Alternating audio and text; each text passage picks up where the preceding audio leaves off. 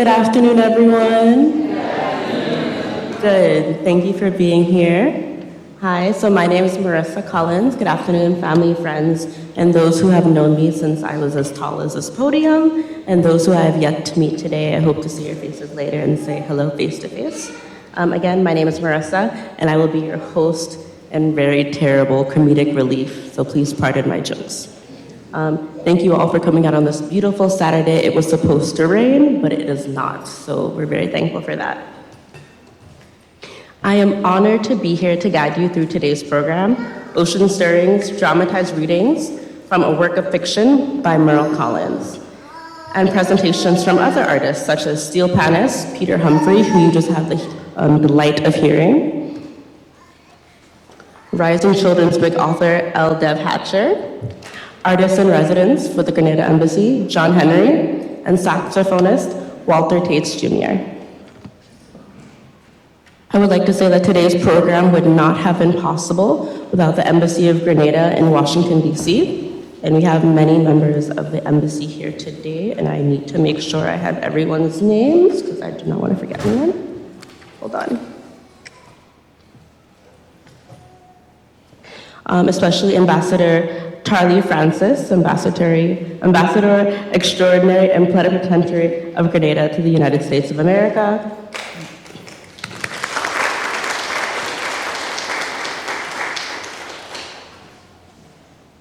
And also President of the Grenada Senate, Decima Williams, who, as I was noted, to state that in the early 1980s was Grenada's ambassador to the Organization of American States, the OAS here in Washington, and that will come into play later in today's program. Well, not Ms. Decima, not Ambassador Decima, but the OAS. Sorry, I'm a little nervous. Okay, and I also want to thank the English department here at the University of Maryland, and we'll be hearing from Professor Sangeeta Ray very shortly. Fun facts about me that none of you asked for. I was an intern for the Embassy of Grenada in 2016. Nobody remembers. I barely remember. I had to check my resume, and I was like, yes, I did that. Thank you. And I was a freshman. I was between my freshman and sophomore year of college here at the University of Maryland. So this is really my home ground, the Grenada Embassy and University of Maryland. So go Terps, yes. I am a proud Terrapin, but I am an even prouder Grenadian and a member of the Caribbean diaspora. And as a member of the diaspora, I would be remiss if I did not acknowledge the contributions of other artists from islands like Dominica, St. Vincent and the Grenadines, Trinidad and Tobago, and Jamaica, who are instrumental in the formation of today's program. So thank you all for being here. The children of Louise Little, the inspiration behind the character of Ocean and Ocean Stirrings, said that their mother, Louise, an active member of Jamaican Marcus Garvey's Universal Negro Improvement Association, made it a point to talk to them about Black struggles at home in the Caribbean and abroad in Canada, the United States of America, and the wider world. So although we are separated by water, we are one people, and the story of Louise and Ocean highlights just that. Today, you will be hearing 7 excerpts from Ocean Stirrings in the form of dramatized readings. This is not a play. I repeat, this is not a play. The actors will have their words in front of them, but the goal of this is for you to immerse yourself in their words and follow along through Ocean's journey. Now we get into the actual program. As I finish talking, I would like to have Professor Sangeeta Ray come up and give a few words on behalf of the University of Maryland English Department.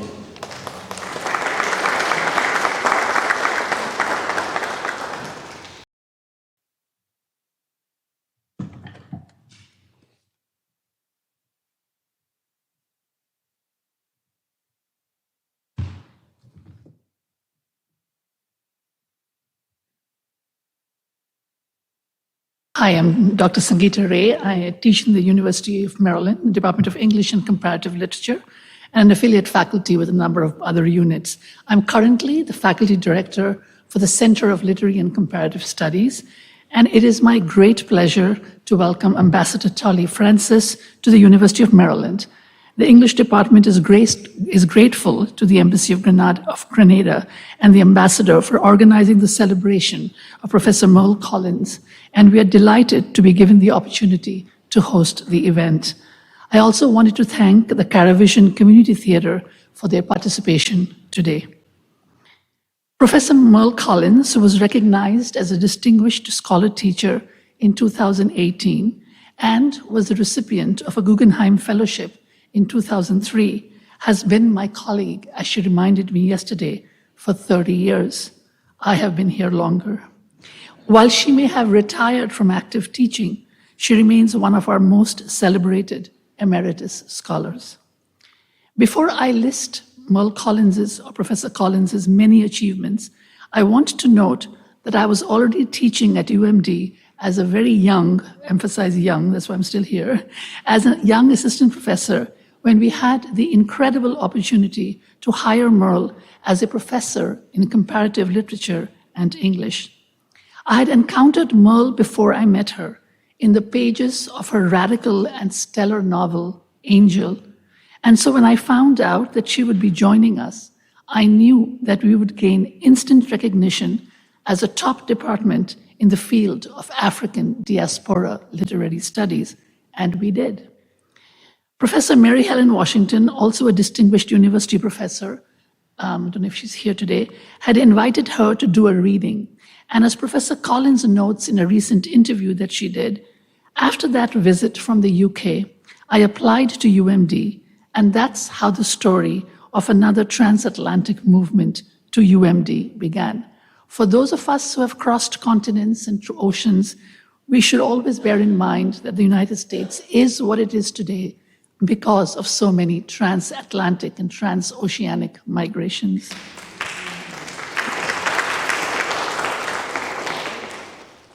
Over the years, Professor Collins and I have worked on master's and PhD committees, and I have learned so much from her.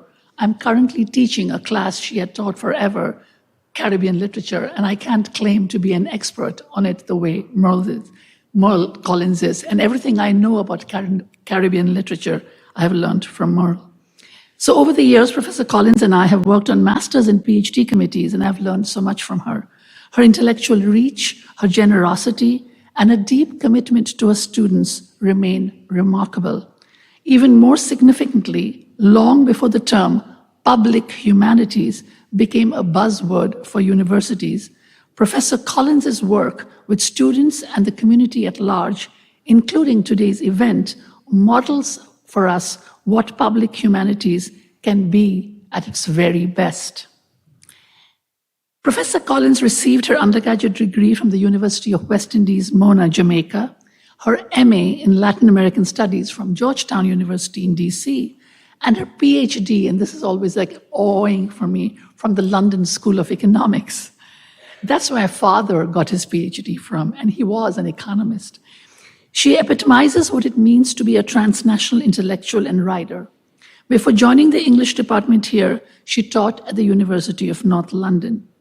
MERLE Collins is a poet, a writer of short stories, and a novelist. Her first collection of poetry was titled Because the Dawn Breaks, poems dedicated to the Grenadian people.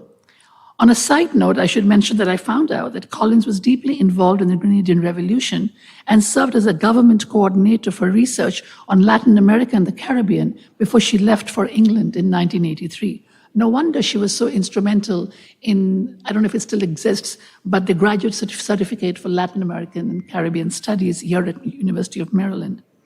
Her second collection of poems, Rotten Pomerac, explored the experiences of Caribbean immigrants to England.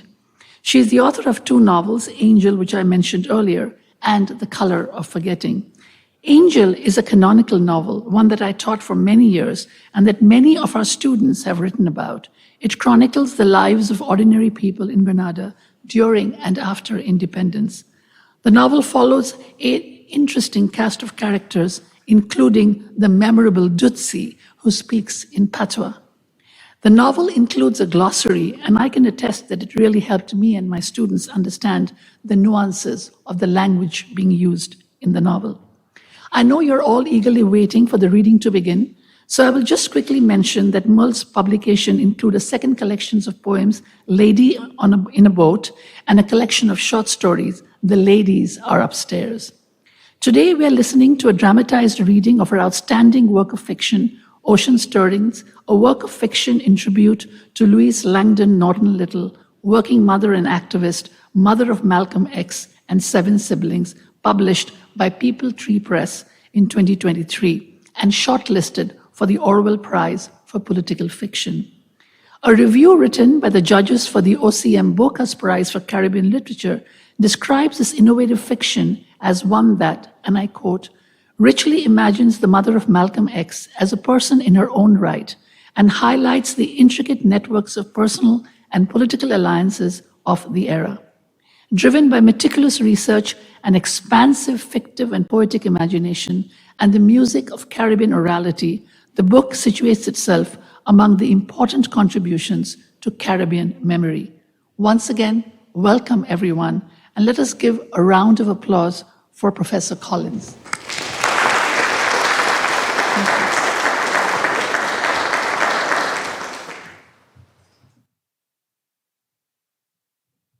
That was beautiful. Thank you.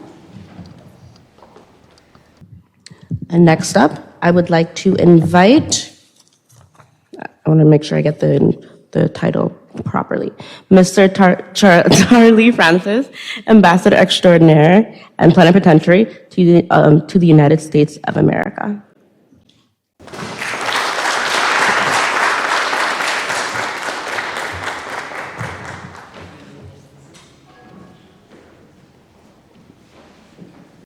Thank you very much, Melissa. Good evening, everyone. What a wonderful opening remarks that we've just had. And thank you so very much, Professor, for welcoming us to this event and also to your home. Professor Sangeeta Ray, you have done much of what the ambassador would have had to do. Thank you so very much. It still is quite an honor for me to be here, a great pleasure to welcome you to this University of Maryland for this very special event. It is indeed for us a very, very special event. We get the opportunity to co-sponsor, we get the opportunity to co-organize this event, and it is like 3 of us doing it, the university, the embassy, and MERLE Collins and her entourage as well. I extend a heartfelt welcome to all of you, the distinguished faculty and some students I noticed of the university, as well as to friends and colleagues from, I saw one of the diplomatic persons here. We welcome you as well. A special welcome to the President of the Senate, Senator Honorable Decima Williams. I should let you know that it was about April or March this year that we met at another cultural event. Anika was here in Washington, and the President did say, indeed, why don't we do Ocean Stirrings in Washington? She had seen it, I believe, in New York, maybe at some time before. And we took the task, and very happy to be able to have it. Very happy to be able to have it staged on an occasion when you are here in Washington, D.C. Yes, this is like a blessing and good luck at the same time. We gathered indeed to look at and explore, celebrate the literary work of a giant who is not only Grenadian, who is not only Caribbean, but already a literary giant on the world stage already. And MERLE Collins is bringing to us in this presentation here today, not just literature and not just fiction. In fact, much of our work that is fiction is more than just fiction. They carry cultural identity, they carry history, they carry quite a bit of learning, and they carry synergies inside our global family that only the artists can do in our world. I want to give a special welcome as well to Queen Jordan and her princess as well. Queen Jordan is with us in a special way. Queen is coordinating with the embassy certain resource mobilization projects and efforts that we have, and she has become a face for us, and she carries Grenada on her sashes, and I want to thank you very much for taking off your schedule to be with us this afternoon. She leaves for another event at 5 o'clock, so please, we are very happy that you could be with us. We want to thank all of you, everyone, for taking your time to be with us. And more than anything else, we want to thank those who worked hard to ensure that this event comes off. The staff at the embassy, Agnes and Dr. Cornwell, and the family members as well, all those who supported. The university persons who assist us in laying out our event logistics.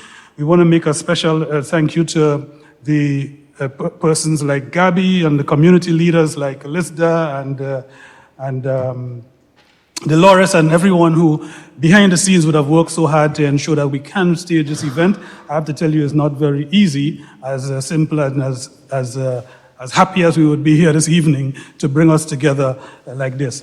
I want to make a special thank you to G.B.T.V. I mean, this is a traditional I mean, when I opened the door and saw that you were here, I really had, the leap of heart out of joy. And my friends, I would invite you to do a little interview, a little spot check with him after the event, see how you felt and so on. This reaches worldwide. And I'm very happy that this event this evening, this afternoon, can be part of your repertoire of recordings that you will reveal in YouTube and everywhere else, showing the rich culture that Grenada has that is synchronized with where we are in the United States as well. So with this, I want to thank you all and invite you to do what I plan to do, which is to open my heart and open my mind to have a very exciting and very rewarding, enriching stirrings of the words of Ocean Stirring by MERLE COLLINS. Thank you very much.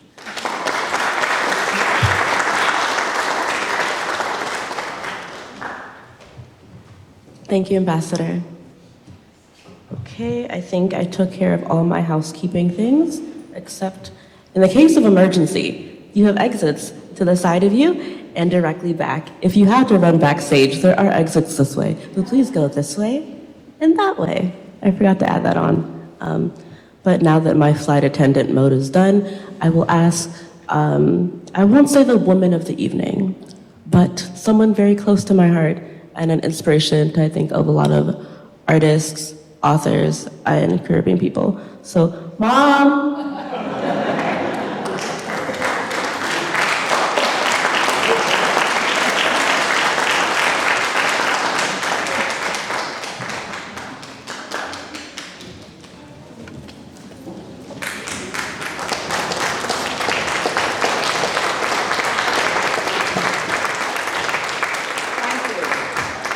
Thank you all very much. I did hesitate a little bit there because I didn't expect to hear Mom.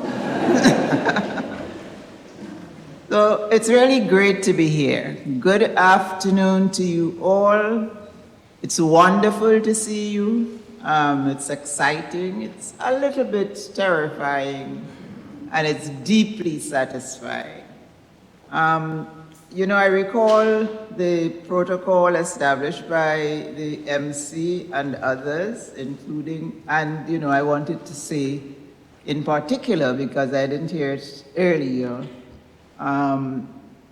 to welcome also Dr. Wendell Cornwell. I did hear the ambassador mention him, but I wanted to say that again, the consular alternate representative in the Embassy of Grenada. So good afternoon to you all. Thank you to the English department here at the University of Maryland and also to the Embassy of Grenada in Washington, D.C., effectively in the Washington metropolitan area. And within the English department, let me give special thanks to Professor Sangeeta Ray, my colleague of many years, whom you just heard do a really wonderful, thought-provoking introduction. Thank you for that, Sangeeta. And I have to say that Sangeeta has been a wonderful colleague over the years. And I'm pleased that you had an opportunity to hear her.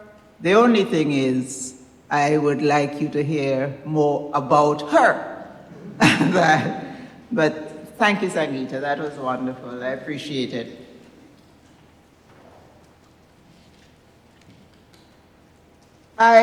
For this work, Ocean Stirrings, I focused on the stirrings of the ocean that brought Africans to the region, to the Caribbean, to the Americas.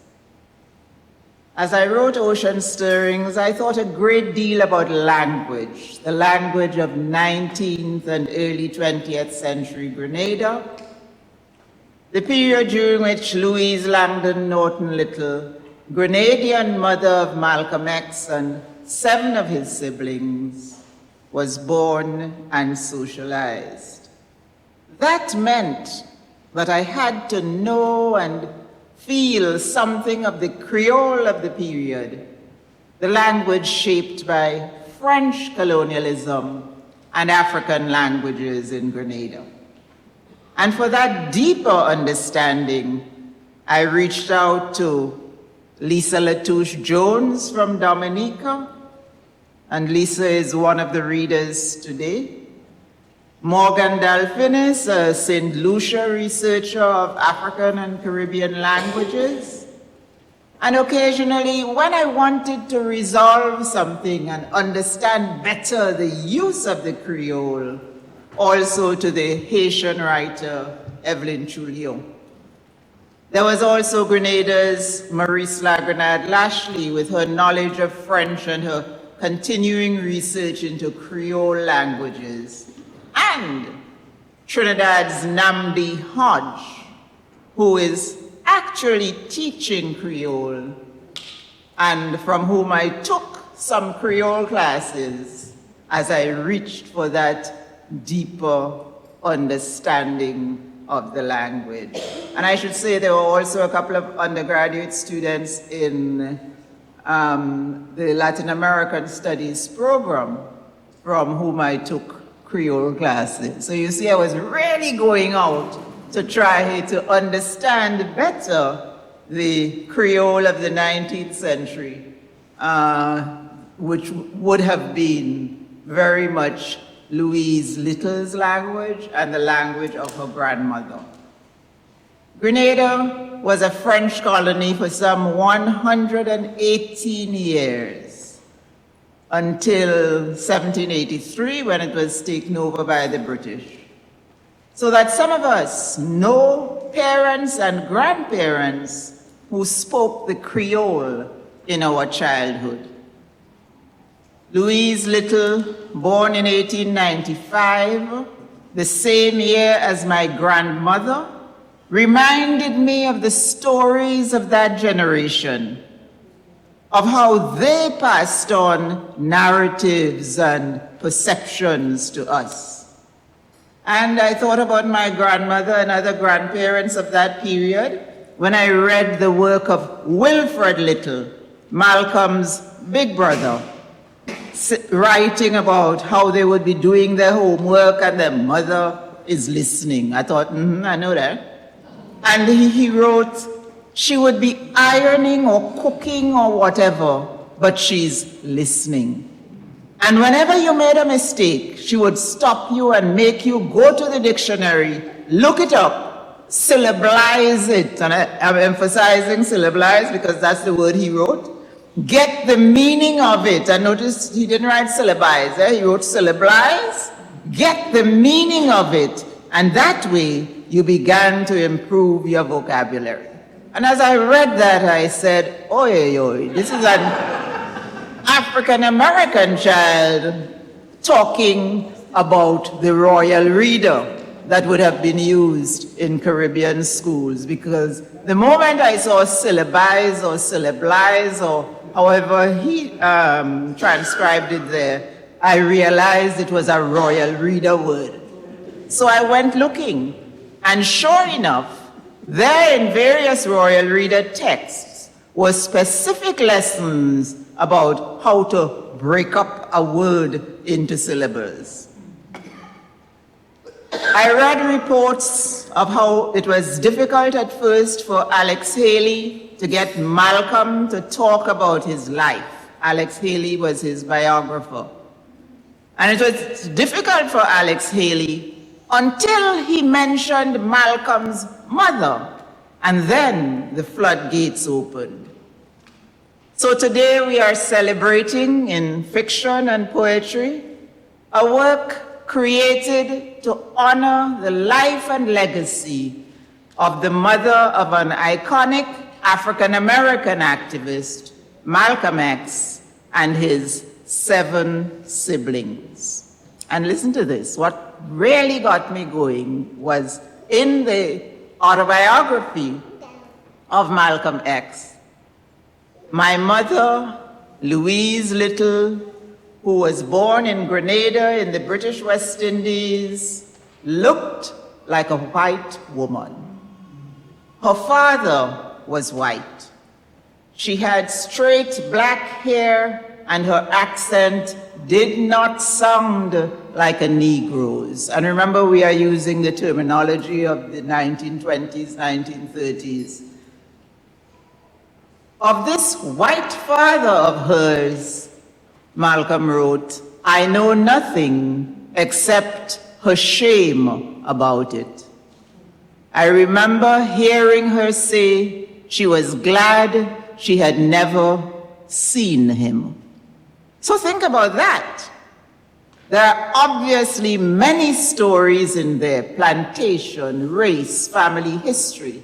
And as I researched further and discovered she was from La Digue, I thought of this very light-skinned woman who could, quote unquote, pass for white, eventually leaving Grenada for Montreal just after she had started to be excited about the Federalist thinker Marichaux emerging in Grenada, so that later the children, or at least the eldest son, Wilfred, would be writing about the influence of Marichaux on his African-American life.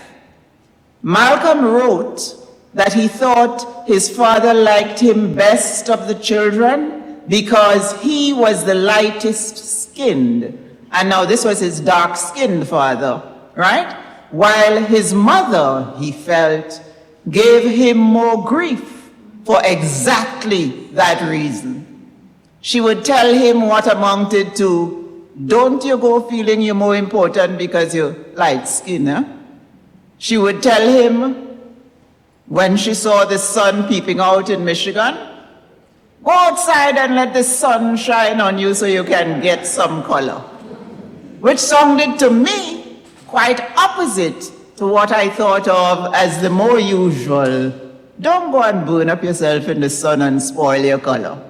You know? So it really made me interested in her, what had shaped her. And for her, there was the difficulty of mothering 8 children, 6 boys and 2 girls at that time, but especially at a time when white supremacists felt empowered to dress in Klan white and smash the windows around their home, all of that. So the more I researched, the more I felt compelled to trace the journey through birth in a still admittedly colonial country, Grenada, through primary school education in which the Royal Reader was everything, to the influence of a grandparent, to migration, marriage, struggles to exert self as a woman within marriage, through years later in a mental institution, and eventually hopeful release to the care of family. And remember that Ocean Stirrings is not a biography, not a work saying that it's giving you exactly what happened to Louise Langdon Norton Little, but a work of fiction inspired by her life. Generally, the geography and what is happening in the space, the river overflowing and things like that, agricultural cash crops, cocoa coming in, sugarcane going out, all of that follows the history. The environmental detail about all of that, roads getting a beating when the rivers overflow, etc., all of that follows the history of what is actually happening in Grenada in that part of the 19th century. But the story of Ocean is, Ocean, who is a central character in the novel, is inspired by what I heard of Louise Langdon Little's story, what I heard, what I researched, etc. So that I found myself going to Montreal, going to La Digue, finding the church where she and her husband got married, and all of that, trying to sort of walk back through the story. The character in this work of fiction who represents Louise Little is Ocean. And that's the journey of, some of the journey of Ocean Stirrings. Today we are also pleased because this occasion affords us the opportunity to meet a new Caribbean American children's writer, Dev Hatcher from Grenada. And you will hear more about and from her later. Additionally, we celebrate the work of John Henry, a Grenadian artist who, these last months, is artist in residence at the Embassy of Grenada in Washington, D.C. So to begin by giving you a sense of the voice of Ocean Stirrings, I will read a short section before you hear from the other readers. And this is literally the beginning of Ocean Stirrings, a sense of the voice of the novel. 1896, a La Digue morning. From the hills of La Digue, they can look down at the ocean, talking secret to the sands, shoo-shooing, playful, intimate, running up and easing back, down there near La Baie, the tongue that is theirs. People say it is the second tongue of their island, Grenada. But for those who live there, La Baie, which some also call Grenville, is the first. Sometimes tongue people act as if tongue, which is what they call St. George's, the capital, is the center. But to people around La Baie, their tongue is really the main place for everything. For good kingfish from the sea, for crayfish from the river mouth, for a nice new market these days, for cocoa, now that cocoa is in swing, for nutmeg, for everything.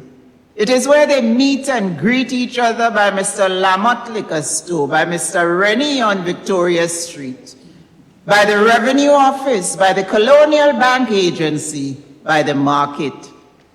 They pretend not to see Miss Dudus as underneath as ever, standing up at the corner by the pillar box, watching everything and waiting to run him out. Or Mr. Joseph, waiting by that same pillar box in his khaki shirt and khaki pants, waiting to see the government workers clear the mail out of the pillar box at 2:30, waiting as if somebody paying him to do that job. Fast, so they're thinking. But there is nothing of that in their shouts to one another. How things? And what you know good? Saukadila, Peepaltree, you got a bell way? Girl, you looking nice, yes? And you don't have to tell me something in the mortar beside the pestle.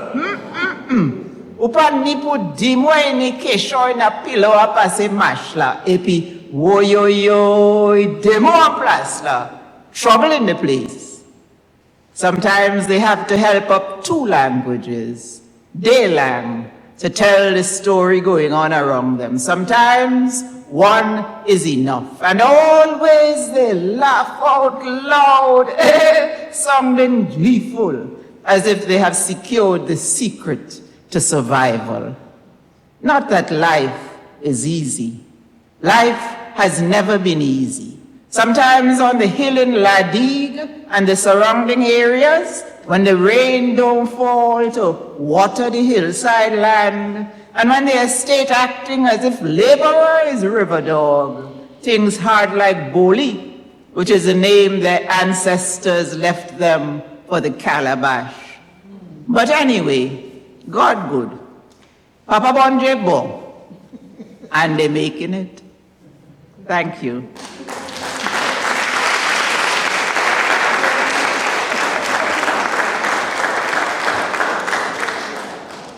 And now,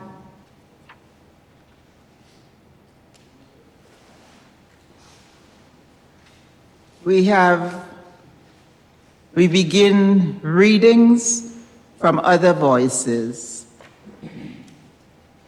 Voices that will give you an appreciation of the overall story of the novel. Readings by Cynthia Phillip, Lisa Latouche, Ari Phillip, Cecile Wells.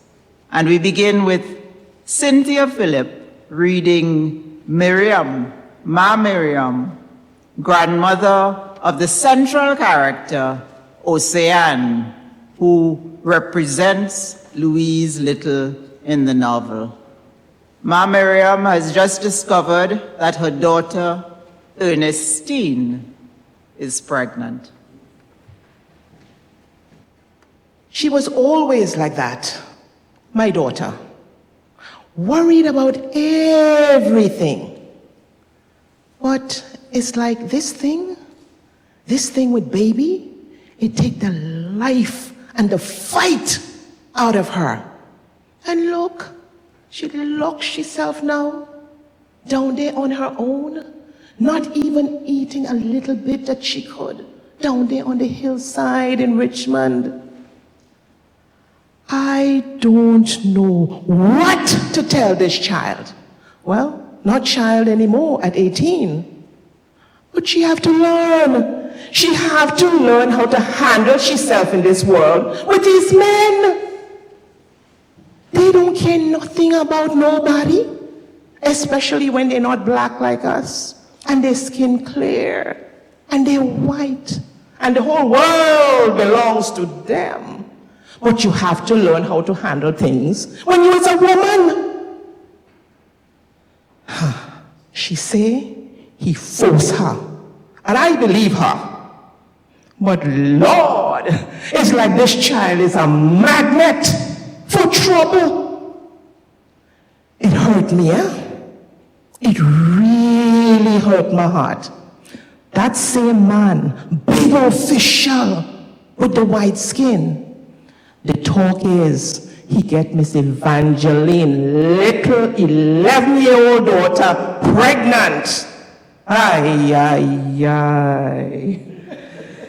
These white people, when they're in position, well, not when they're in position, because they're always in position. The color of the skin is the position, so that means they're always in position.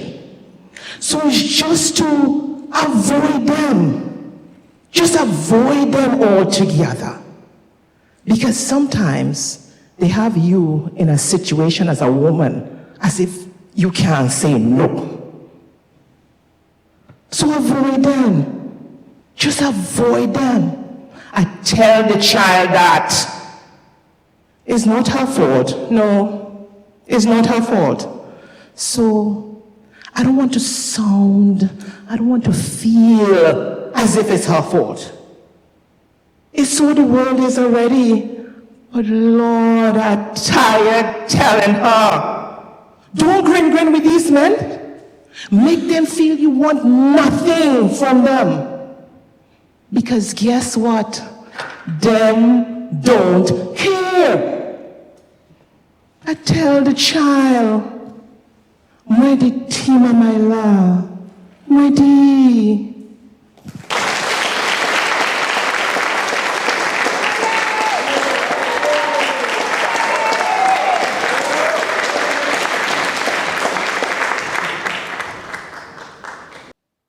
Ma Mariam, Ocean's grandmother, used to think a lot about Africa. Africa seemed to Mariam such a mystery. She hears so much talk about the new free Africans that they're bringing in on the boats now.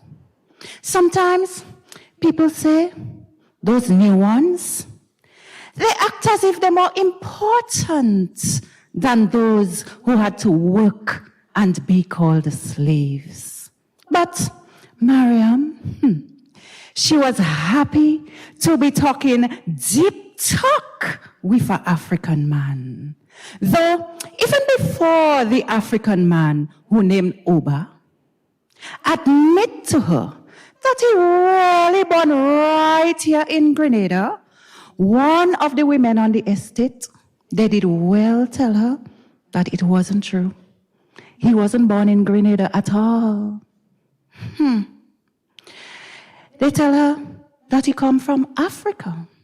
Well, he come in from Africa, yes, but he's on one of those liberated ships many, many years ago. As some people saying, but who know what is what, eh? Who know what is what? Another one say she thinks it's his father, and perhaps Oba had just come in on the boat Barbara Campbell a few years ago, the same year that news come of slavery abolished in the United States. People say that a Mr. Langdon take them off the ship to Mirabeau Estate. And then he bring Oba from there to Bailey's Bacolet. Tong say he is a Langdon because he was one of those who Mr. Langdon take from the boat. So this is how he got his Langdon name. Yeah, people always shoo-shooing about what is what and who is who. They say that Oba people was one of the new free Africans. He was one of those Africans that didn't know nothing. The last sets that come in as what they call liberated Africans. This thing is confusing, you see?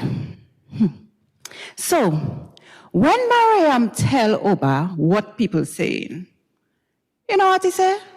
He said they could call him what they want.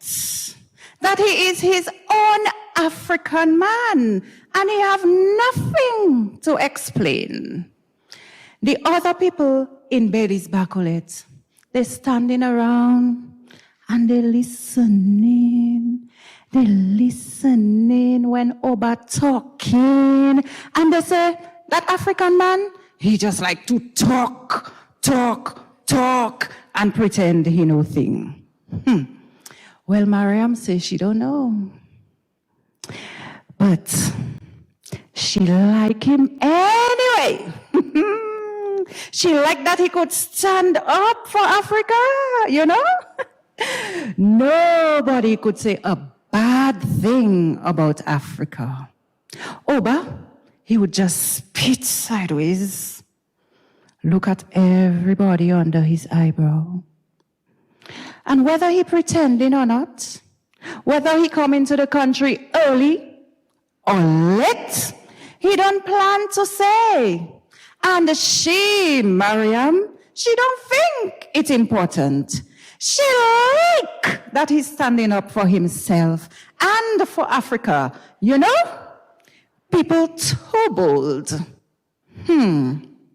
So, when Oba talk about being African, Mariam agree. She African.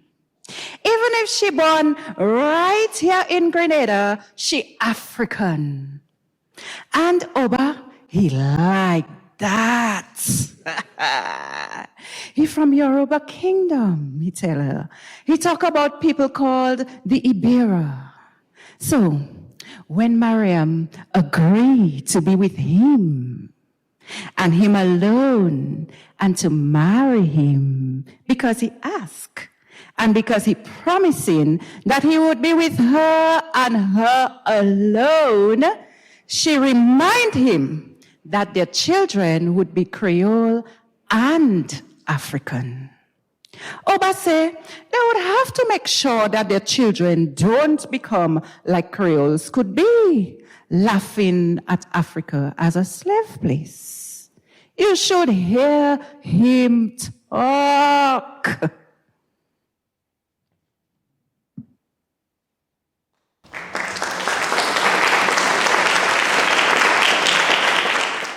And people say that Oba talk direct talk to my Mariam. He tell her how he like that she's a good woman. How he tastes her hand and he knows she could cook. How he watch her. And he like how she handles herself. Not like those crazy women he see about the place. So thing going on. And in those early days, when they were together, but not yet married, she, Mariam, was a young girl just learning things, you know. She like how he talk. Even when those that know him tell her, you could see that man eye bright with woman. She say her piece, Papa. Well, he's a man, and people have history. All I know, as far as I concern, Oba is a good man to me. Hey! Because right from the start of knowing him, Mariam was thinking about a time when they would promise themselves to each other alone, even though she friend Mildred, who she would always tell her little story, you know. Mildred Stoops. She said, poor job you. Ki nom ou connaît, qui promet ikai wete avec yourself, femme, et ka chen prometly, eh? Which man you know promising to be with one woman and he going to keep his promise? And he meaning it? No. But Mariam, she always tell Mildred, and she would say the same thing to anybody. You don't start off expecting the worst. Okay, Mildred? Hey! Woo! I could tell you what Mildred say.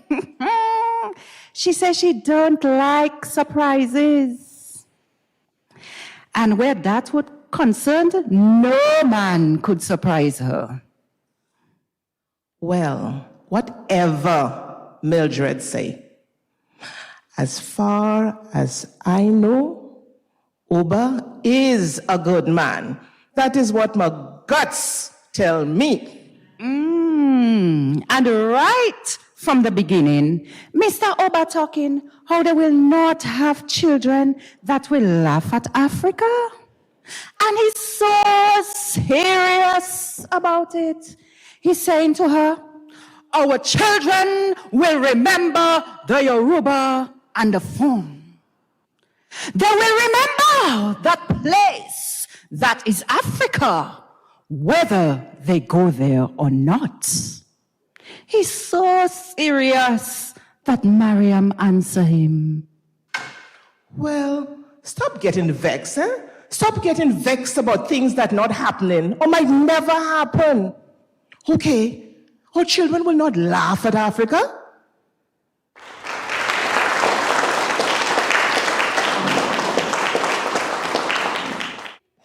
Oseram tells her grandmother why she is sad. When they went into the schoolyard for break today, the children, they teased her. It wasn't the first time that they did that, but today they really teased her a lot. They call her Shabin and Tiffy Wooge, meaning red girl. She told her grandmother about Little Man, the boy who's staying under the cocoa in the straw house with his mother, the woman who come in Ladig from Mirabeau. Eh? Little man in your class? I thought little man was older than you. No, he's not in my class, but sometimes the teacher does bring him in to be with us. I don't know why, but Gwen says she believes he has some things to catch up on. He in standard too, but he was in my class today and it was break time. Okay, but it's not a lot of all you. How much of them in the standard too? It's okay. Don't worry. Just tell me what happened. Now, this little man her grandmother knew was the son of Ezra, their cousin Julius's daughter. Ezra, whose mother was from Mirabeau, although her father was Ladig people. They were not close cousins, more like what they call pumpkin vine cousins. They say that this Ezra's mother, she was a Sam too, because at one point she used to work on a Sam estate. But as far as Mariam knew... Yes, she's a Sam just like me, but I think no blood relation. You know, she might be perhaps a cousin of a cousin of a cousin, somewhere along the line. You know, pumpkin vine. But really, I think no relation. Of course they knew each other well because they were people who lived in Ladig together. But they were not close. Sometimes Ezra would pass by, stopping on her way down the hill through a place they call Waterfall, and Ma Mariam would give her a few coconuts or some soursop or a hand of fig, you know. So she was giving her things that she and her husband planted on the hillside, and they would always give somebody less fortunate, they say. Although it's not to say that they themselves were fortunate, you know. But they could give a hand of fig, a bunch of blugger, a yam, or something like that. Most people had their little estates in those days, but not everybody could plant everything. Iro, Mariam's son, that's Ocean's uncle, he said that as bad as things are here in Grenada in these 1890s, plenty people better off than some of those in those other countries that still tied to the sugar cane. Those that don't choose to turn to things like cocoa and yam and plantain and edos, ground provision, you know? So, bad as things are, Ocean's Uncle Iro, he said that things could be a lot worse. And his mother, Mom Mariam, she say, Amen. Amen to that. That is the way for the children to think, yes? Look ahead, child. Amen. So tell me, what little man do you? He asked me if it is true my father is a good-for-nothing white man. And he asked me if I like white men too, like my mother. And everybody in the schoolyard laughed. All those children laughed. You know, Ma? Lang epida. Tongue and teeth. What you mean, Ma? We have a saying, Dudumwe. That lang epida. Paki we bobagay. Tongue and teeth, they don't laugh at good things. People like to talk, my dear. And sometimes they think it best to talk about things that they think is good gossip. And most times, these things, they're not good or nice. You understand? Try not to let it make you unhappy, okay? Don't give them the satisfaction. They don't know nothing about your mother, and they definitely don't know anything about you. I tell you.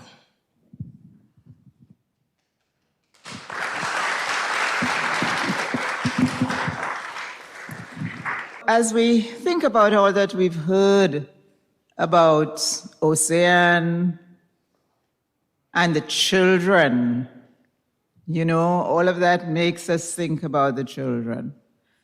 I am very pleased to be introducing at this point a new children's writer, Dev Hatcher. Dev Hatcher is a Grenadian American author whose storytelling weaves together themes of curiosity, discovery, and the magic in the ordinary.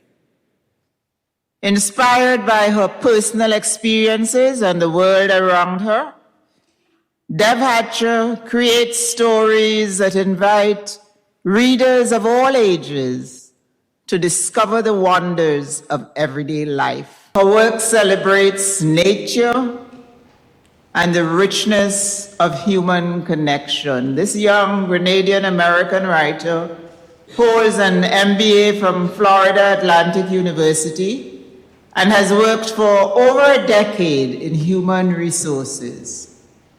She's also a painter, a passionate painter, she tells me. She believes in the transformative power of the imagination. And now, after her MBA and a career in human resources, I hear her talking about giving herself more to a writing career. And if that's what she wants, of course, I support that.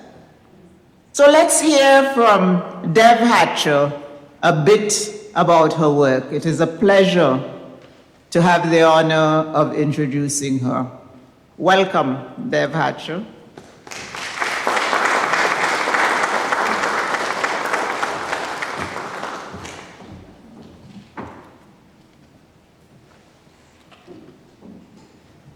Thank you, Dr. Collins. That was a wonderful introduction that I hope to live up to. I met you as a little girl. You were the first writer I'd ever met in person. And as a lover of books, I was in awe of you. To me, you embodied the hope of what I could be and what's possible for me. I'm truly touched by your generosity and honored to be here today in front of all of you. My childhood in Grenada was simple, no frills, except for the ones that my grandmother sewed into my clothes in the back room of our small house on High Street in Tawes. But beneath the quiet simplicity was something extraordinary. A childhood rich with lessons and a quiet but potent kind of magic that I still draw from today. The magic and the bravery of Leapers Hill lives in me. The Adventures of Bella and Bee honors that foundation, a childhood of barefoot wanderlust and the restless pull of curiosity that only Grenada can foster. This is exemplified in Bella's curiosity and her endless list of questions for her companion Bee. The excerpt that I'm reading from today comes from a childhood memory. One day, while busily playing in the backyard of my family home in Tawes, weaving between the lime trees and callaloo plants, the knees of my pants streaked with dirt and soil pressed under my fingernails, I suddenly noticed a mantis clinging to the big tree in the yard. I paused, the way I often did when I encountered a creature, whether familiar or strange, though this one baffled me. It didn't hop, crawl, or fly. It simply remained still, holding its place, while I zipped and zoomed through my own little adventures. Its quiet persistence perplexed my young mind. As an adult, when I reflect on that moment, I uncovered a valuable lesson. I hope that you enjoy the mantis in the tree. Have you seen the mantis bee? She sits there quietly all day in that tree. Yes, said bee, the mantis is not like the busy worker ant, building and gathering for her queen, nor the crafty spider, weaving and spinning a beautiful web, a sight to be seen. The mantis does not tumble or roll like me, whoa, or go splash in the creek, whee! Yes, that's true indeed. So what does the mantis do all day long while she sits still in that tree? The mantis does not gather or weave, nor tumble or roll, you see. For her job is not to do, but to just be. She's simply happy sitting still in that tree. Thank you.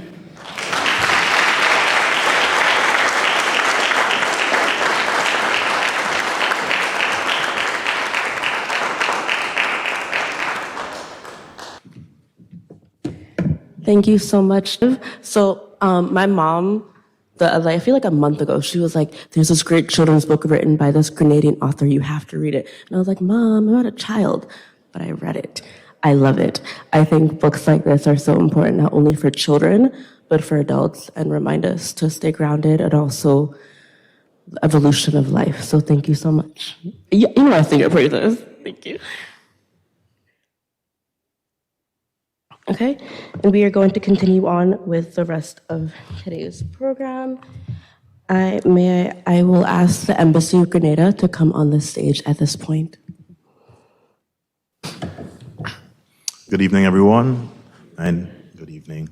My name is Wendell Cornwall, Dr. Wendell Cornwall. I'm the Consular Alternate Representative at the Embassy of Grenada to the United States. And I've been asked tonight to present or discuss or share on our artist in residence, Mr. John Henry. The artist in residence program is one that every year the embassy selects an upcoming talent in the arts from Grenada. This year we've done it in collaboration with the Grenada Arts Council, and we selected Mr. John Henry.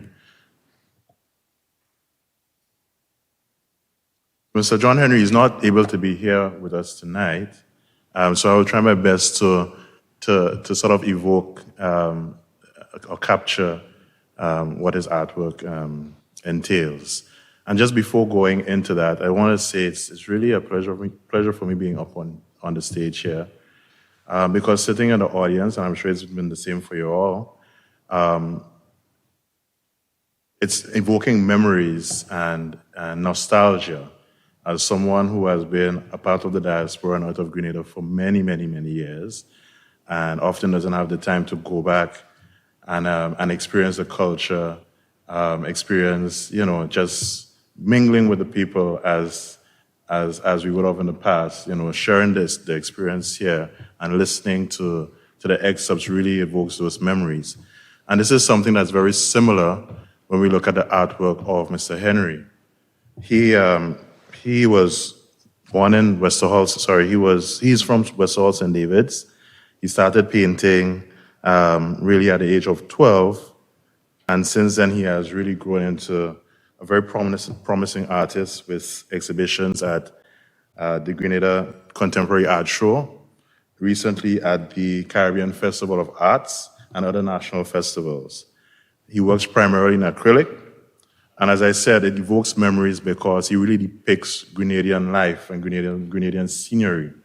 So his portraits focus on landscapes, nature, music, carnival, especially Juve. And we know that Grenada Carnival has really been a hit this year. It's been all over social media, and so this artwork captures that for us. it shares the essence of Grenada's spirit both at home and abroad. So we're very delighted to feature his work at the embassy. The artwork that was actually selected as a feature the painting is called Land Turtle. We have on display outside 9 other of his works, and this includes features of G.B.T.V, which is one he does every year. There's a painting called Desert Rose, Two Peas in a Pod, Water Lily, Bougainvillea, and Embodiment of Culture. And these again, they're very bright, vibrant, very realistic. The depiction of G.B.T especially, you really have to pay attention to it because it's very detailed. I recommend that you look at the eyes to understand what I'm talking about. It's a very, very interesting art piece. Really captures, I think, what G.B.T is about, and is also very, very detailed. So if you want to reach out to the artist to find out more information, you can find him through the Grenada Arts Council website at grenadaartscouncil.com. He also is on social media. His Facebook page is Art Express with an X, Art Express 473. Or you can find him on Instagram, Kenny Henry 56. Yeah, so this is what I have to share. I hope you also enjoy the artwork. We invite you as the embassy to have a close look at his artwork, and we are planning on doing more as we do every year, holding art exhibitions and sharing the work, and we will certainly invite everyone here to that. So thank you. Have a good evening.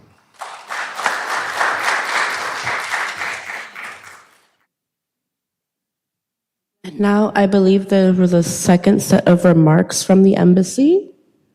Is that correct? Okay, yeah.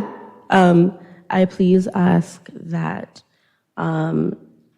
Miss Malaika Navi Jordan, Miss Universe Official USA 2025. 2025. My bad. I just time traveled. 2025. Please come to the podium.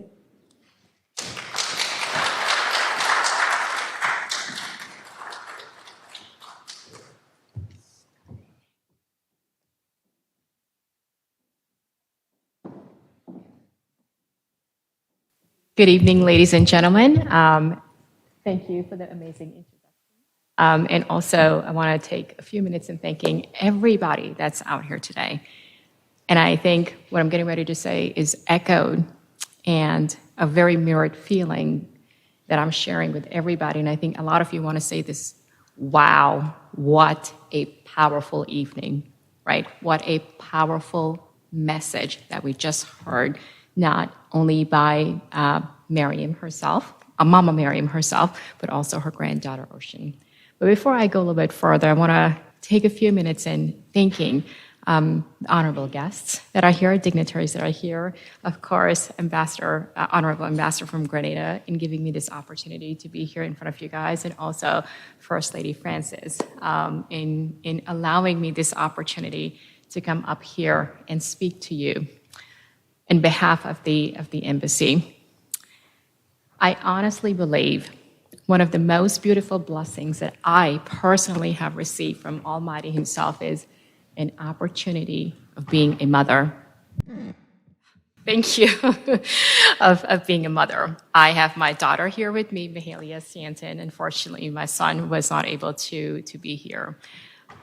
Being a mother, as you saw Mama Miriam being a grandmother, the first reaction that we have is not only just of love, of nurturing, but also how do we take this child, our children, and protect them, right? Provide for them. And that hits home. That hits home not only to me, but many other parents, mothers, fathers, single fathers that might be out here. That hits home. And because of that love, one of my advocacies that I have started participating with a couple years ago, including my daughter, is to support and speak for health equality and equity. In the world that we live in today, healthcare, we all know healthcare is very important, whether it's for us or for our children, for our communities. But what we also see is a lot of disparities, right? We don't see, or what we witness is healthcare being provided to certain groups for certain status, and that's not fair, right? That is certainly not fair. And this entire advocacy, again, hits home for me because as what we learned in the display earlier today is with Ocean herself, the discrimination she was noticing. And I want you to sit back and step back and imagine if a young girl of that age is experiencing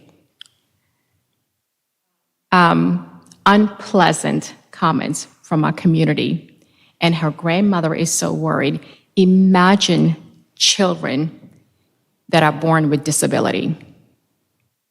Disability with learning, disability with autism, disability, physical disability, mental disability, emotional disability, and so forth. And as we saw the grandmother expressing her feelings to her granddaughter, encouraging her emotionally, there is certainly a lack in our communities with that emotional encouragement. I was very blessed, and I've been very blessed in the last couple of years in being introduced to an amazing mentor, Dr. Mazzali, Dr. Bruno Mazzali, and I cannot thank him enough in not only just being my guide, but being my mentor in so many different avenues, in working with UN, in advocating for my platforms, but he actually introduced me to Ambassador of Grenada and also the First Lady Frances a couple of months ago. And in meeting with these two amazing individuals, I got an opportunity to meet with them, not just as ambassadors, right? Just as individuals, human beings that love their country so much, the beautiful country of Grenada. I had an opportunity to meet with the First Lady Frances, and that's where she shared with me her love for Grenada, her love for her people, and she shared the Project Accessibility. And it was kind of, I was like, wait a minute, what is this project all about? What are we doing here? And that's when she shared with me when she first kind of stepped into her career. She was in the medical industry. She cared for a lot of disabled youth and disabled adults as well. And she would like to introduce the Project Accessibility in partnering and collaborating with me and what my advocacy and what my love is as a mother, and encourage our communities and the country of Grenada to support individuals with disability, youth, including adults, including our elders with disability. So again, I want you to take a step back and think about not just as a child, but as a child grows and matures into adulthood, the challenges that they face, not from an emotional or mental standpoint, but also physical challenges that they face, and the families that do not have the right medical equipment to support their loved ones. That's what Project Accessibility provides.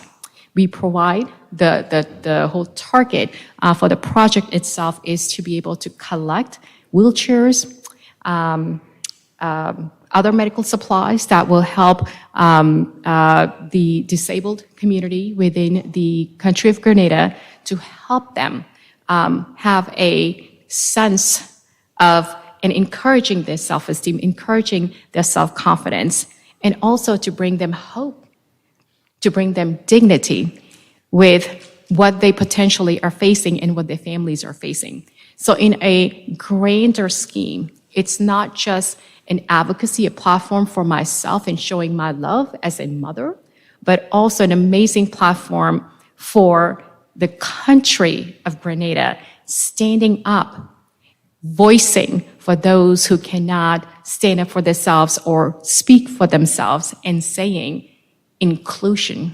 We want inclusion for our children, our families, our youth, our elders that are disabled.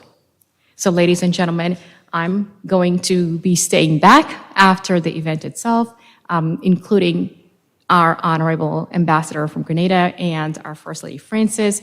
I highly recommend each and every one of you to please approach us, ask us about project accessibility and how you guys can contribute and be part of this amazing, amazing journey that First Lady, and including myself, are here today in sharing about the project and how we would like to take Grenada to the next level in encouraging health equity and health equality for all. Thank you.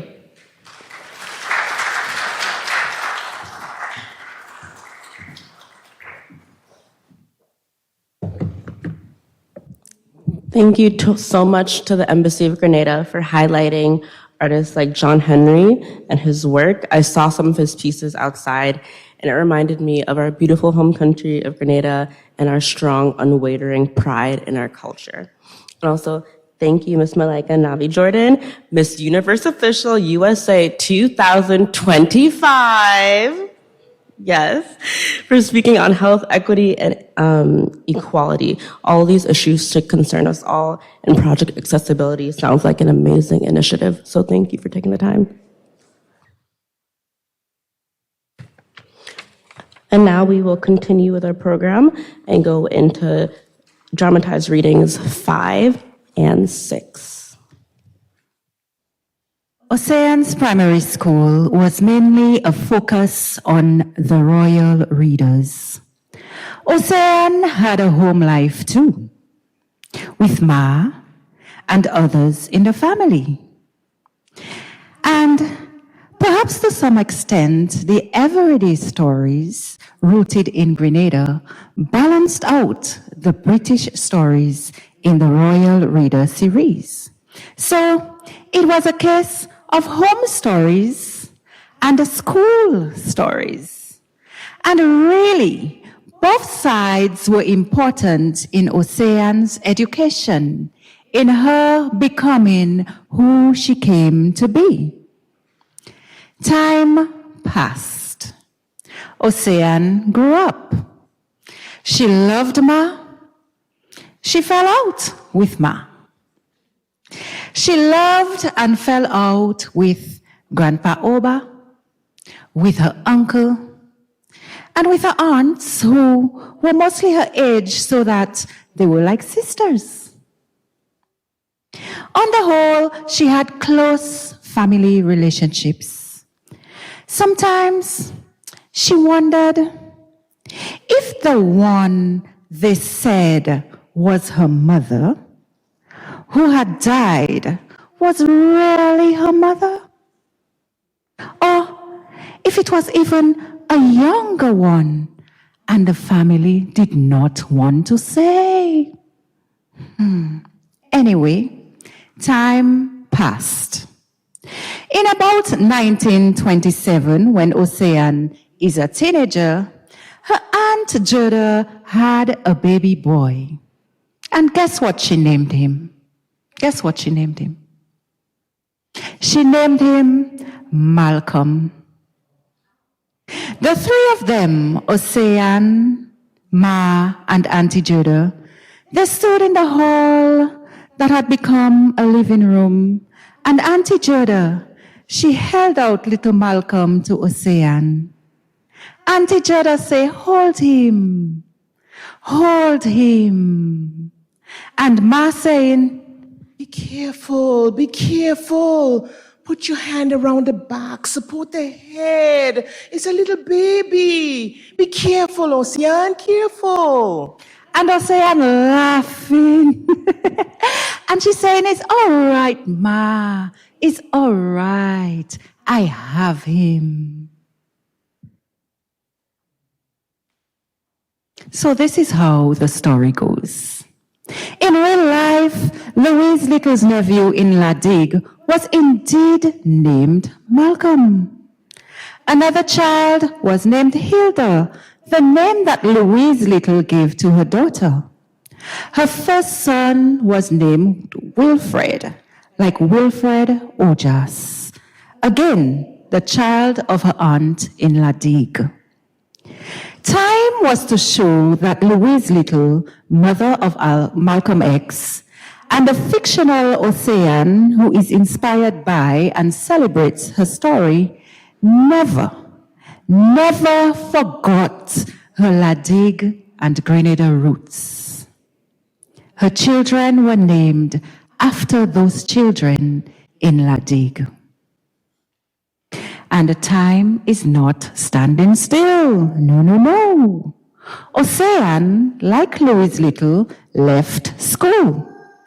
Her grandmother died. She left home. The old were going out, and the younger ones were coming in. Ocean was leaving for Canada. But when she got to the registry office with her aunt, she got a shock. The last name on the registration paper was Norton. The last name on her registration paper was Norton. And she wondering, who is that? She couldn't believe that she had the last name of the man they told her had raped her mother.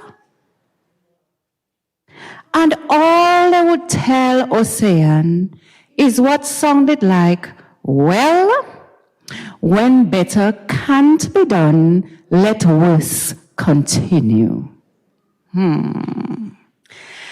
Like Louise Little, Ocean traveled to Montreal, became part of the Marcus Garvey's newly formed Universal Negro Improvement Association, that's the UNIA. She married a man from the US South who was also interested in UNIA work, and together they moved to the United States. In this scene from the novel Ocean Stirrings, they are living in Philadelphia and organizing for the UNIA. Listen to a little snippet of a confusing part from her life with Baron, the man she married. I have something to tell you, he says, and he looks nervous. It is the first time she has seen this look on his face. He's actually sweating. Beads of perspiration appear on his forehead. Well, forehead is how they say forehead here, she thinks as she watches him. He takes a deep breath. He lets the breath out with an obvious rush of sound. Your parents are all right? Have you heard something? She remembers that he and his brother sat talking for a long time yesterday while she was in the room nursing the baby, Wilfred. Come to think of it, he was very quiet last night. Something happened. His brother gave him bad news from home. He sits now looking down at his hands. He says, remember I told you that my children from before are with my parents? Yes. Ocean unties her apron. There is a sound at the door and he looks briefly over his shoulder. She folds the apron and waits. Pulls out one of the other 3 straight chairs at the dining table and sits down. What's wrong? He worries one side of his mouth with his teeth. She can see the foldings and the biting of the lip. Everything okay? Your children, your parents all right? No, they're fine. My parents take good care of the children. He clears his throat again. Their mother, yes, she knows their mother died. She is with my parents sometimes too. Who? The children's mother. What do you mean? We broke up. She didn't die. Her family is right there too, so she's with them, but she's with my parents too, sometimes, because of the children. She stares at him, her mouth open in disbelief. So what he's saying, he's not a widower, but she saw it written down, his ID, his document. What was it? It said he was a widower. She saw it in writing on one of those official documents. Perhaps they print out from immigration when he entered Canada or something. She don't remember what the document was exactly. But anyway, he told her. That was the important thing. And yes, she saw it written down. So she takes a deep breath, pulls her shoulders back. Her head moves, tilts to the right. She watches him. I should have told you. Told me what? But you told me. Should have told me what? Her voice is quiet. When you told me your wife was dead, that wasn't true? No. And I didn't tell you she was dead. I told you I'm a widower.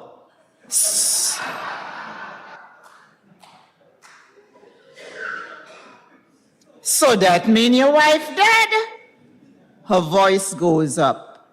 Her left hand makes a quick unfolding gesture, opening itself out questioningly. Well, we broke up. When we say widow or widower, it may not mean the person is dead. You're just not together anymore. When we say, when who say? Both hands make the opening out gesture now. Everybody know widower mean your wife dead. So I had to get a special kind of dictionary to talk to you. Who is the we that know? We. Who is this we he's suddenly talking about? He and his American Negro party, sir?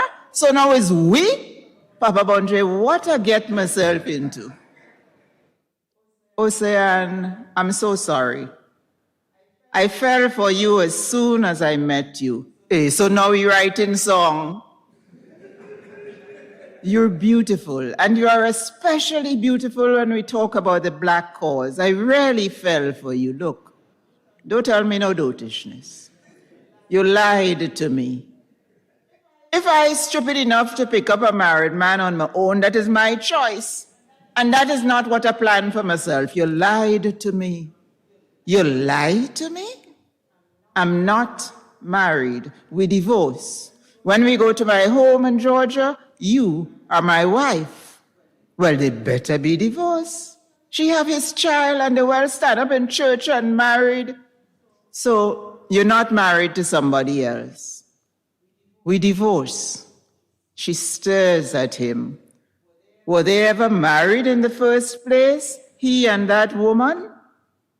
And was divorce to be taken in the same way as widower?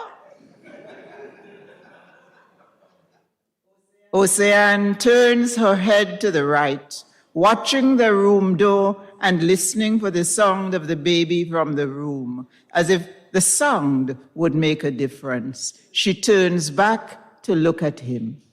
So you're my husband? She asks. Am I your wife? Come on, Ocean, what? I asked you a question. You are the only wife I have. I love you more than I can explain. When I met you in Montreal, I knew immediately that I would be happy with you in my life. You are my only wife. Me and Myra, we broke up a long time ago. We divorced. So they were divorced. She is not even at this stage going to ask how or when, and she don't want to see no paper. Because she realized now that paper mean nothing. Paper could lie as much as mouth, because paper take what mouth tell it and seal it in writing.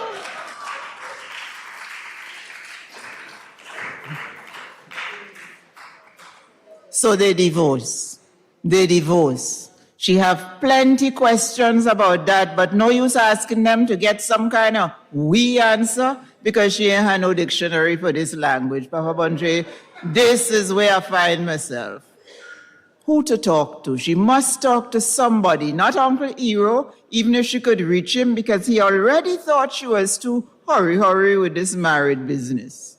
Their cousin in New York, she had helped a lot during the time of the UNIA convention, but she didn't think she knew her well enough to talk about things like this. Perhaps her friend Gwen? But she needs to talk to somebody like Auntie Gerda. She needs somebody here, but there is nobody. And to tell the truth, she wouldn't even feel good talking to anybody but her grandmother, Ma, and Ma gone. Oh God, I'm on my own. He leans forward. He begins in a voice so quiet, it doesn't sound like his. Ocean. Ocean stands up. Don't talk to me, she says slowly in a cold, detached voice. You have nothing to say to me.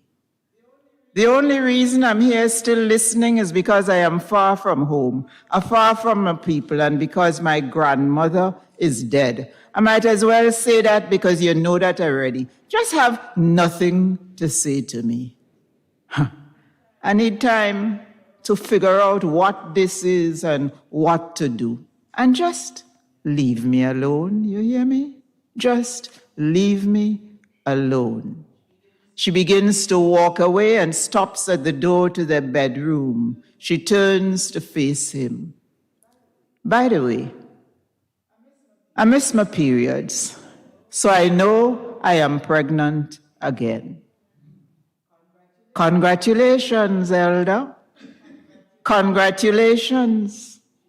She stands looking blankly, not so much at him as at the empty space in front of her.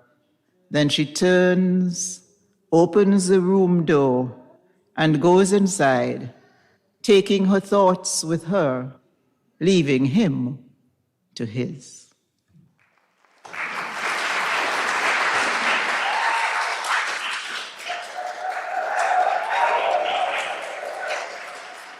Just because, another round of applause for my mom. Isn't she awesome?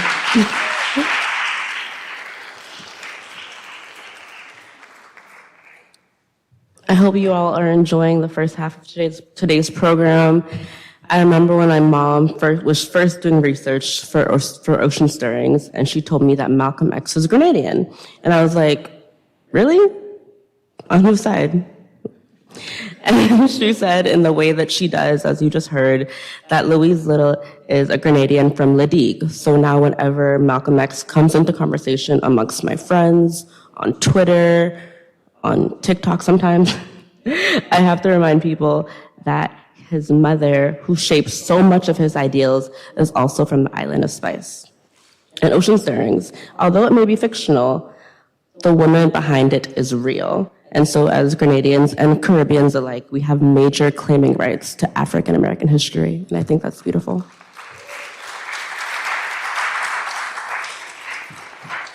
And like I said, we are resuming the second half of today's program and continuing with the dramatized readings, number 5 and 6 by Lisa Latouche. So get ready. Thank you.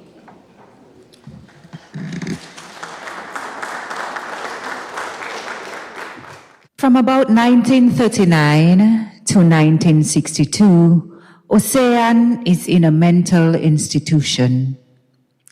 She seems to have been worn out, drained from just having had a baby and taking care of 7 children during an economic depression in a time when she and her family were victims of oppressive conditions and terrorized by the Ku Klux Klan. She needed a rest. She needed the kind of therapy then even more unavailable to poor people, especially poor Black people, than it is today. This part of the reading, in the voice of Ocean, is from a section of the book inspired by the many years that Louise Little, effectively abandoned by the institutions of state, was confined to, or might we even think of it as imprisoned at the psychiatric hospital at Kalamazoo in Michigan. In this last part of the book, Ocean has been picked up by officers and taken to the Kalamazoo Psychiatric Hospital. Her husband is by then dead some 8 years, and she has just had another relationship and a young baby.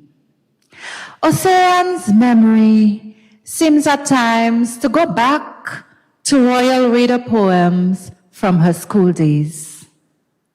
The person reading Ocean in this section is Cecile Wells, herself a diaspora Washington resident, and she's from Louise Little's La Digue in Grenada.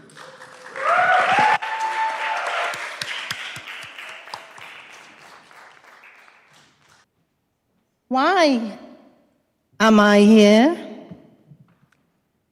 Something is happening to me. I need to feed my baby. They took me from my children. They imprisoned me. A kidnapping. A savage pulling off my shoes. A getaway vehicle.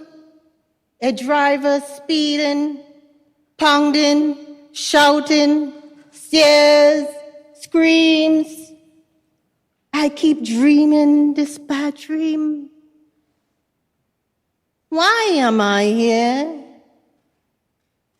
I remember a poem from long ago from the Royal Reader when I was a little girl in La Digue. Sing, bird, sing a song to me. One there is who cares for thee. Day by day his strong right arm keeps both thee and me from harm.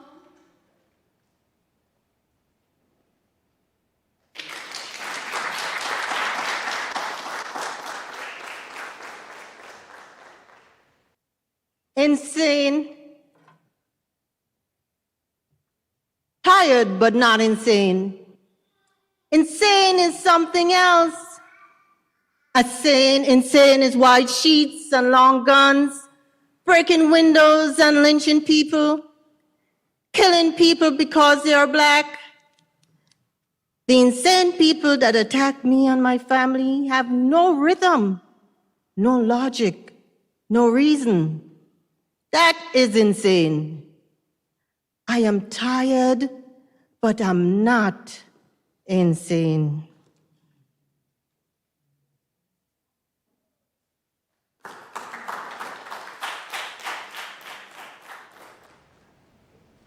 Always a reason for prison or asylum. They always find a way to put us in jail.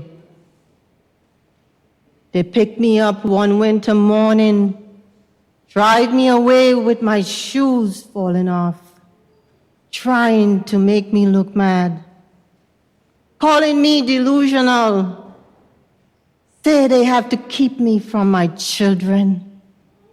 My children. Where are they? I will bite, I will kick, I will fight. So yes, I will be mad.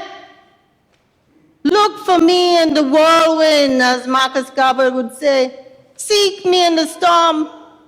We continue to work in Liberty Hall. We spread the word while he, Marcus, is in jail for 5 years. We write to President Calvin Coolidge.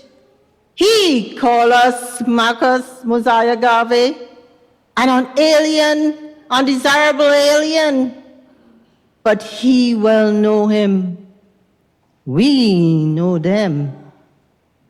I sit here on the chair that is my throne, here in the corridor where they banish me, because I am disruptive in their orderly place, delusional, royal in spite of everything.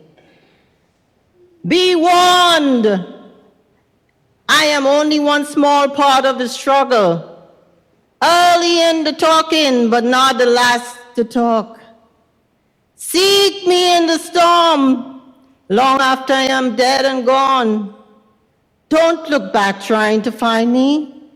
Look for me in the whirlwind of our children and our children's children. Now we have started to speak. We are not going back to sleep. Not going back to sleep.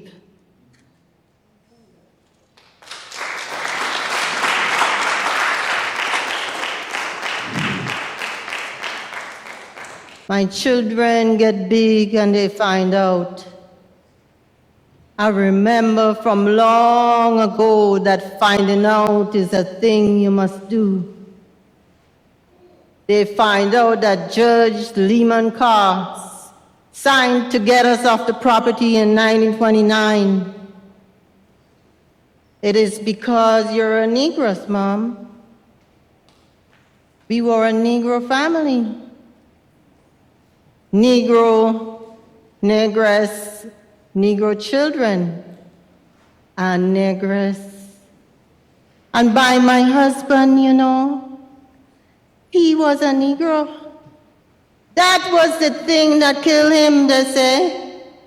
It killed some of his brothers too, being a Negro.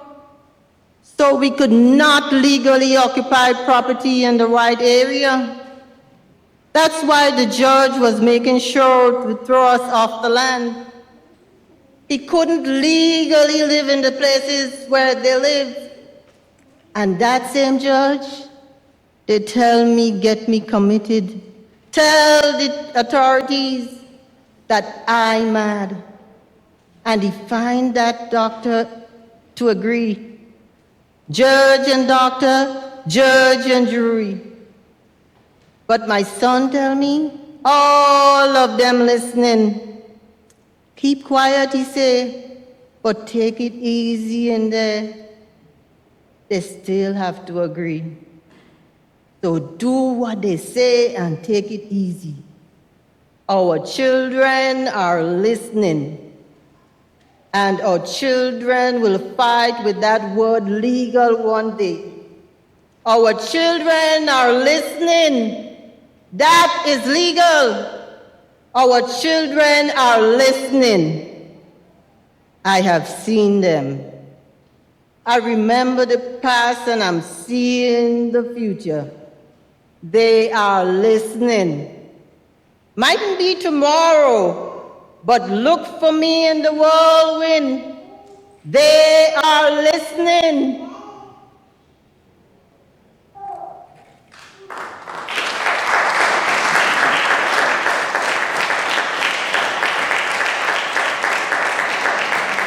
Okay, thank you. Thank you for still being here. We are almost at the end, and we really appreciate that you are interested enough to be with us. And to end, I want to say a few brief words about The Color of Forgetting.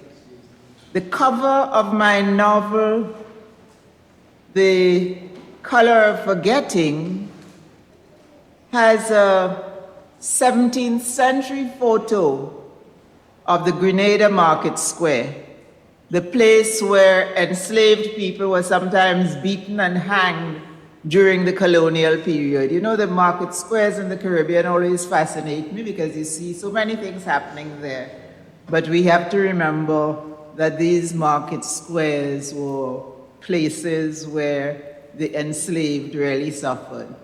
The French colonial period ended in the 18th century with the Treaty of Paris in 1783. So this is a photo of St. George's Market Square from the French colonial period. The Color of Forgetting, which continued my interest in history and literature, was first published in 1995 and republished in 2023 and published in French in that same year. And you know, an interesting thing happened. A Canadian writer, Doug Glover, sent me a note to say that he had seen a character in The Color of Forgetting that he recognized. And I thought, really? You know? And he ended up telling me that his ancestors owned an estate in Carriacou. And now that he was researching it, he saw that somebody who the family knew had actually beaten a slave called Ned to death. And he had seen Ned in The Color of Forgetting. So what are the chances that we are researching this from different angles?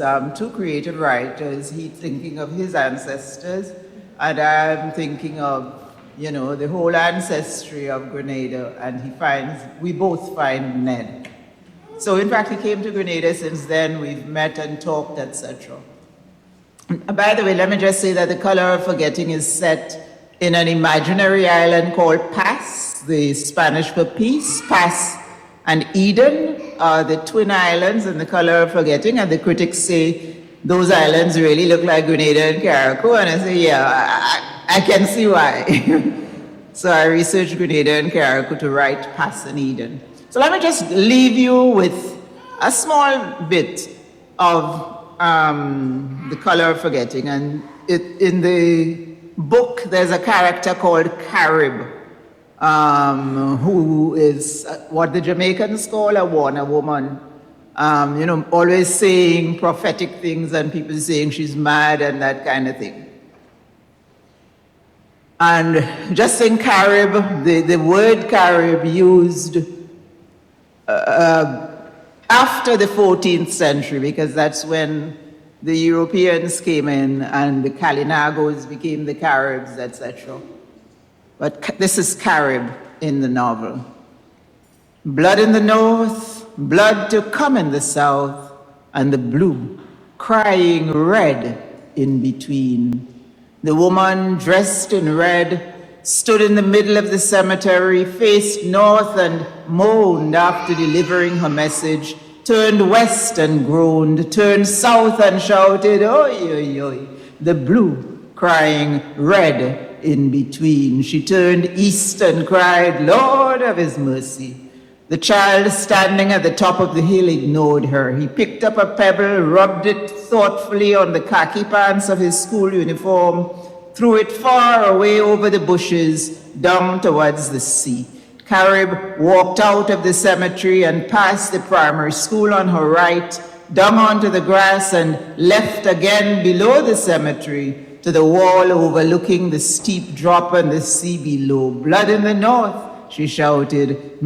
And the blue, look at that blue, crying red in between. The goat, chewing the grass in the pasture, lifted its head and bleated, kept chewing, bleated again, went back to nuzzling the grass.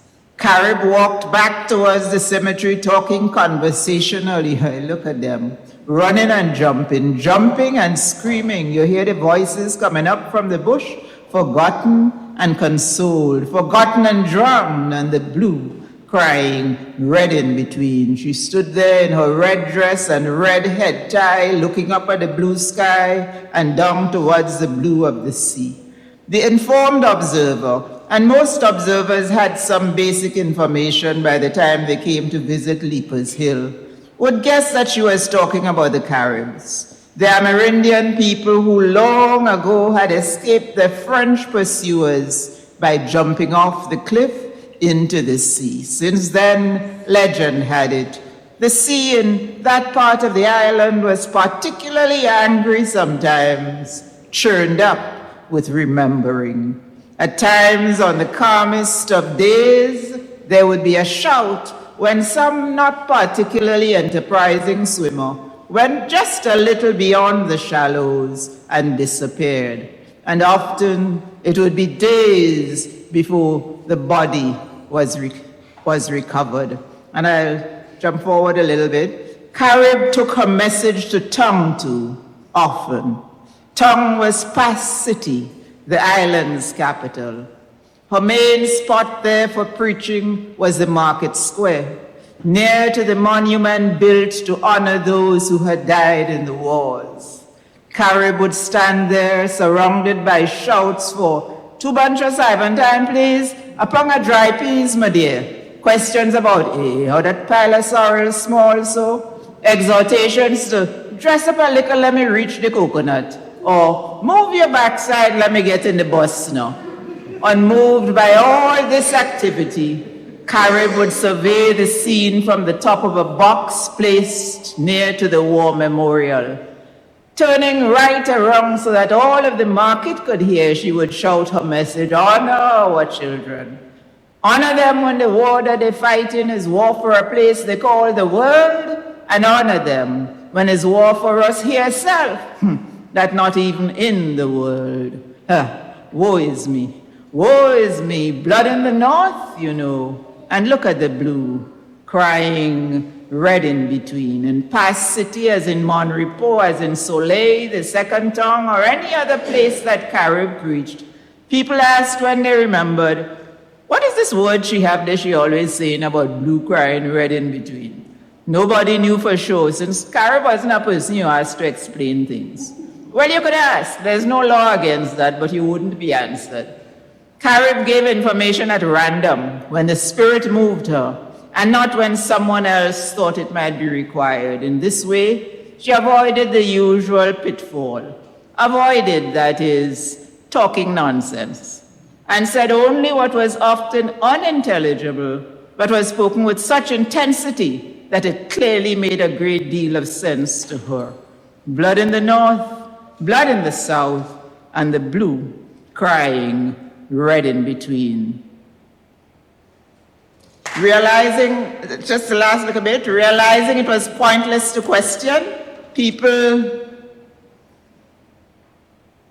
resorted to reasoning, and they came to the conclusion, especially when Carib dressed in red and stood on a hill, on heights, for example, like the locations of the old forts, that one blue had to be the blue that she looked up to, the sky, and the other one that she looked down on, the sea. And she, Carib, the red tears wept from the blue above, poised to drop into the blue below. And then they came back to the north and south idea, and they said, well, the north is a place called Carib's Leap. The south, Carib mad no ass, you know. It don't make no sense trying to figure out what she said. Thank you very much. Thank you very much.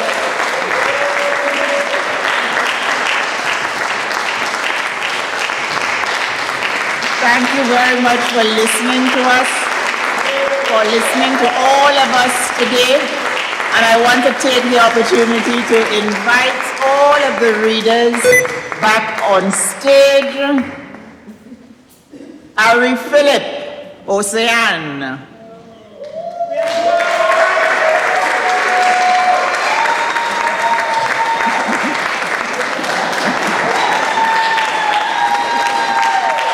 Yes, our star.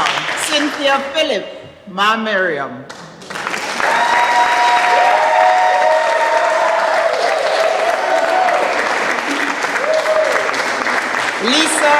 Lisa Latouche, narrator.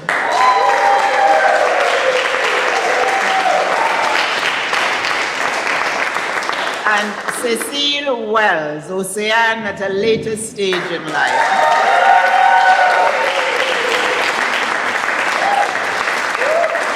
Tremendous thanks to all these readers, and I would also like to invite L. Dev Philip to join us, The Adventures of Bella and Bee.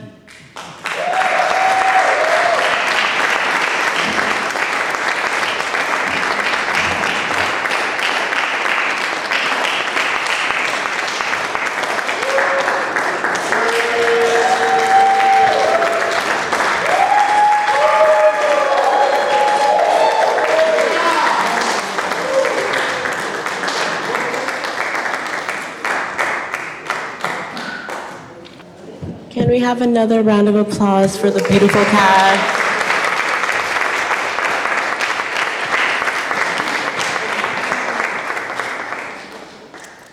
Their readings were wonderful and truly inspirational. At this moment, can I have the Honorable Ambassador of Grenada to the United States of America, Mr. Tarly Francis, and the President of Grenada Senate, Decimal Williams, please come to the stage.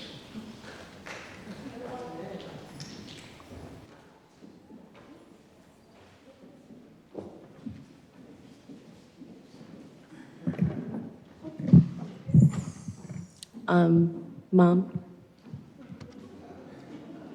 I don't know why she's not talking now. She was just talking 2 seconds ago. Okay, I'll say on the behalf of everyone working this event, Caravision, the University of Maryland, we wanted to give you some books to say thank you. Is that what you wanted to say? What? Okay, yeah, that's what she wanted to say. For this event and for all you do in the Washington metropolitan area. This is precious. You're cooperating with the University of Maryland to put on this event. So I want to give you a couple books to show appreciation. And Dev Hatcher also. Thank you, Ambassador, for your service to our country.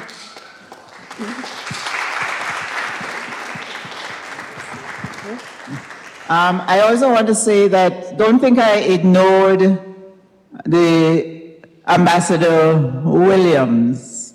This exchange between us is always happening. So Ambassador Williams already has her book.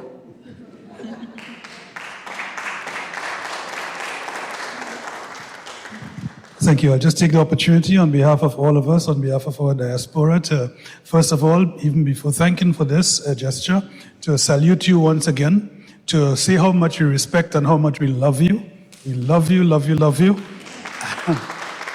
And how much we are always so proud, and every opportunity we get, we speak of our Grenadian titan in literature. Thank you so very much for all that you do.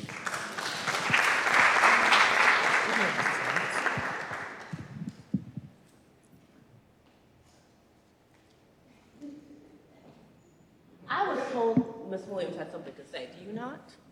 Oh, I have so much to say that I would begin and end by saying this is exquisite and it's valuable to the point of being invaluable. And the coming together of our history, which involve culture, language, relations, and the rest, as well as our learning, as well as our seeding of the next generation, is extremely important in holding the nation together and in pushing it forward. So I want to thank, in particular, the following. I want to thank those who conceive of this event. I want to thank the ambassador for gracing it with his endorsement and patronage, and his wife, my neighbor's daughter. And I want to thank MERLE Collins, Mom. MERLE Collins, poet, scholar, writer, colleague, citizen, patriot, advocate, and friend. I thank you.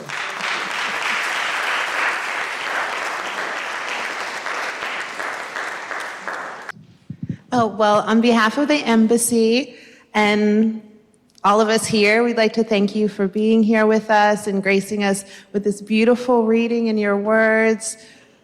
We hope to have something similar soon. Keep this tradition going. Thank you so much.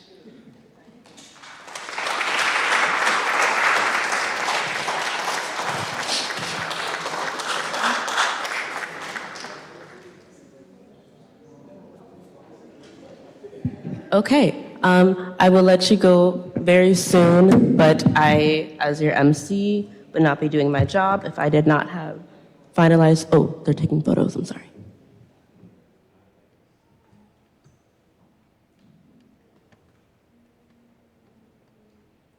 Oh, great.